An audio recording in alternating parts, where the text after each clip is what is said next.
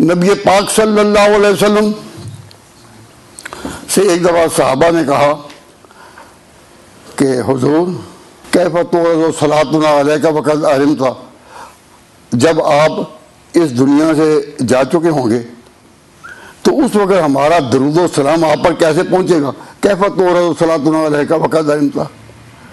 تو حضور اکرم صلی اللہ علیہ وسلم فرمایا اللہ نبیوں کو قبروں میں مٹی نہیں بناتا، زیر نہیں ہوتے، انبیاء کے جسد محفوظ ہیں۔ جب یہ بتا دیا کہ پیغمبروں کے جسد محفوظ ہیں تو صلاۃ و سلام بھی پیش ہوگا۔ تو لوگوں نے یہ مطالبہ بھی کیا کہ تمام ملکوں کے عوام اپنے بادشاہ کو سجدہ کرتے ہیں، مصر میں، شام میں، تمام ملکوں کے لوگ عوام اپنے بادشاہ کے آگے جھکتے ہیں۔ تو ہمارا دل چاہتا ہے کہ آپ بھی ہمارے بادشاہ ہیں، ہم بھی جھکیں۔ تو آپ نے فرمایا کہ نہ، اعبدوا ربکم، سجدے کے لائق صرف ایک ذات ہے اللہ تعالیٰ کی، اعبدوا ربکم واکرموا اخاکم، سجدہ اللہ کو کرو، واکرموا اخاکم، اور تم اپنے بھائی کی عزت کرو۔ تو جب آپ نے اپنے آپ کو بھائی کہا تو اس کا معنی یہ نہیں تھا کہ اس طرح کا بھائی جس طرح نسبی بھائی ہوتا ہے، جس طرح لڑ بھی لیتے ہیں، نہ، پوری قوم کا، پوری کمیونٹی کا بڑا بھائی۔ تو آپ کی بات تھی کہ اکرموا اخاکم، کہ اپنے بھائی کی عزت کرو۔ تو یہ بات حضور نے خود کہی، اور جب اس کا ترجمہ مولانا اسماعیل نے کیا تو شور ڈال دیا، او گستاخ خانہ عبادت، کہ نبی کو بھائی کہہ دیا، نبی کو بھائی کہہ دیا۔ تو جب علم جاہلوں کے سپرد ہو جائے اور وہ عوام کو اکسانے والے اس طرح میدان میں آ جائیں کہ دیکھو گستاخانہ عبادت، اس میں حضور کی کوئی گستاخی ہے نہیں۔ تو حضور نے جب خود کہا کہ عبادت سے خدائی کرو اور اپنے بھائی کی عزت کرو، تو حضور نے خود اپنے لیے یہ لفظ اختیار کیا، اور آپ نے یہ لفظ جو اختیار کیا وہ بھی آپ نے مزاج کے مطابق، تیزاب میں تواضع، کوئی بڑائی اس میں نہیں، وہ بات بیان کی جو سب میں مشترک ہے کہ سب ہم انسان بھائی ہیں، لیکن ان بھائیوں میں جو پیغمبر ہیں وہ بڑے ہیں، باقی چھوٹے ہیں۔ انسانی سوسائٹی کو اگر تقسیم کیا جائے تو بڑے لوگ جو ہیں وہ بڑے ہیں، جو چھوٹے ہیں وہ چھوٹے ہیں۔ تو اب بھائی تو حضور نے اس طرح کہا تھا، اور یہ لوگوں کو مجال ہے پتہ لگنے دیں کہ یہ تو قرآن کے الفاظ ہیں یا وہ حدیث کے لفظ ہیں۔ ان کو کہتے ہیں، ان کو یہ کہتے ہیں گستاخانہ عبارات، گستاخانہ عبارات۔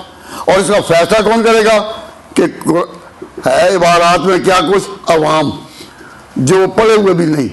ان جہلاء کے سہارے تحریکیں چل رہی ہیں جنہوں نے اہل سنت والجماعت کو دو طبقوں میں تقسیم کر رکھا ہے۔ عالم الغیب، خدا کی ہر غیب کی بات کو جاننے والا، انسانوں سے جو غیب میں چیز ہے اس کی ہر بات کو جاننے والا، اس کو کہتے ہیں عالم الغیب۔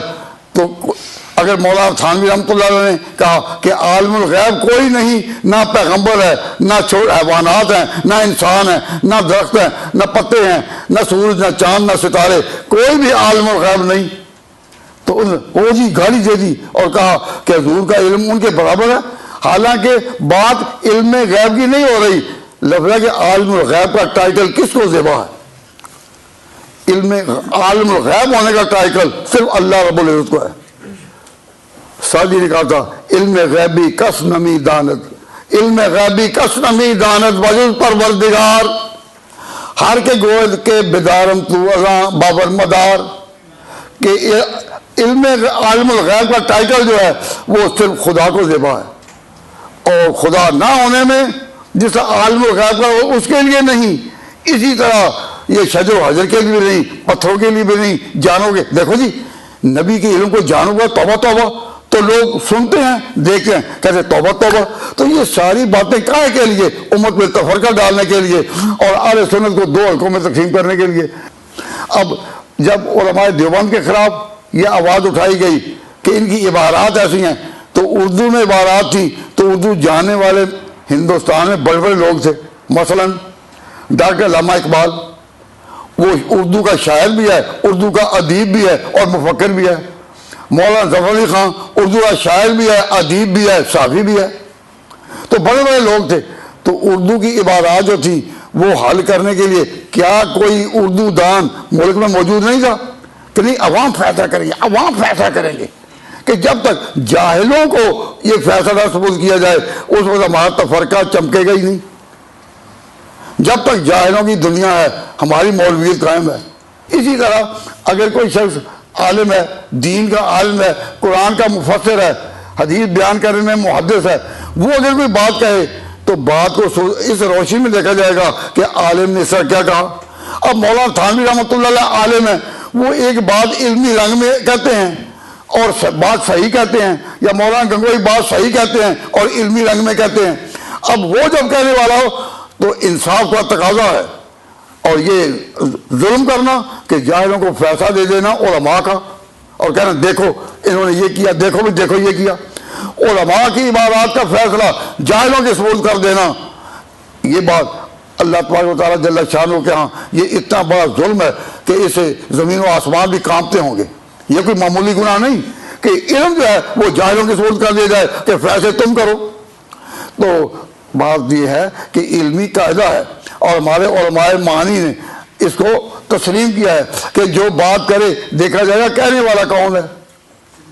اگر کہنے والا مسلمان ہے تو تشریح اس کے مطابق ہوگی، اسی طرح اگر کسی کی عبارت ہے لیکن کہنے والا ایک وقت کا بڑا محدث ہے تو اس کے بارے میں کوئی بیوقوف سے بیوقوف بھی کہے گا کہ یہ نبی کو گالی دے رہا ہے، یہ نبی کو گالی دے رہا ہے، اور گالی دینے والے کو کہتے ہیں دشنامی۔ تو نام ہی رکھ دینا کہ دیوبند کے علماء جو ہیں کہ یہ دشنامی ہیں، تو اس طرح ظلم کرنا تو اللہ تبارک و تعالیٰ کے ہاں وقت تو یہ گزر جائے گا، جو لوگ اپنے ساتھ عاقبت میں یہ سیاہ کاریاں لے جائیں گے ان کو اس وقت پتہ چلے گا کہ اتنے بڑے علماء جو اپنے وقت کے اولیاء بھی ہوں، محدثین بھی ہوں، مفسرین بھی ہوں، اس نام سے تعبیر کرنا کہ گالیاں دے رہے ہیں، گالیاں دے رہے ہیں۔ وہ اللہ سے ڈرو۔ ہم پھر بھی ان کے لیے دعا کرتے ہیں، ہم ان کو برا نہیں کہتے، ہم یہ کہتے ہیں کہ عوام کی جہالت سے نہ کھیلو۔